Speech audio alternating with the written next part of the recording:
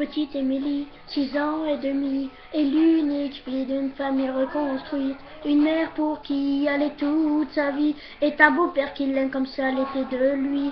Si gentille, si belle, ses yeux consensuels, aux yeux de sa mère en était la prunelle. Elle ne pouvait pas vivre une sans elle, leur relation était devenue plus fusionnelle.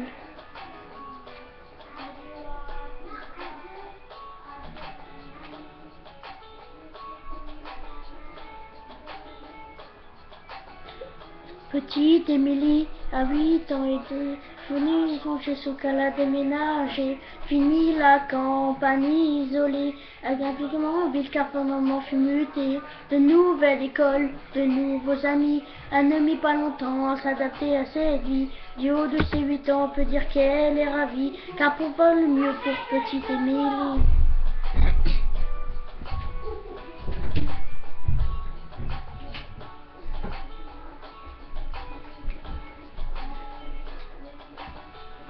Petite Émilie, à 10 ans, est devenue une petite fille comblée.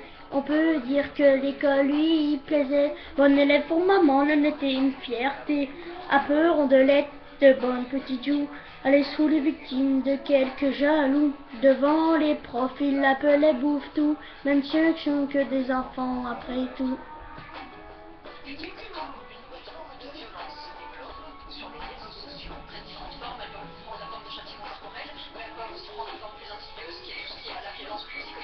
Petite Émilie, à 12 ans maintenant, adolescente renfermée lors de maman, fini le zoo, visage souriant, c'est une petite modeste qu'elle est devenue à présent. Faut dire qu'au collège, tout avait changé, trop d'élèves ne faisaient que de se moquer, partout où elle se sentait rejetée, tantôt frappée, tantôt injuriée, elle se demandait comment faire face, elle était devenue le souffle-douleur de la classe. Sous les réseaux sociaux, il appelait la dégueulasse, des photos d'elle montrant son ventre qui dépasse, sachant pas comment faire, ni comment réagir à cet enfer, par honte, ne voulant pas affoler sa mère. Petite Émilie décida de se taire.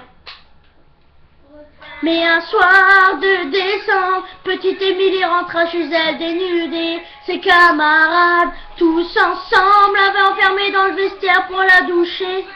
C'en était trop pour elle, pour qu'elle ne puisse encore supporter. Alors elle tendit ses ailes, prit son envol vers la paix.